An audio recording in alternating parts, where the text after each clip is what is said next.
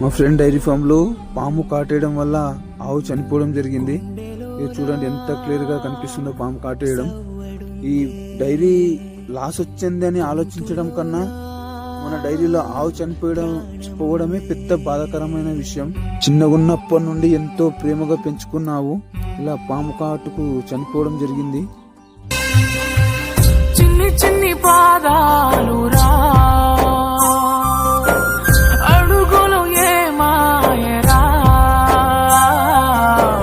అంతులేని దూరమాయరా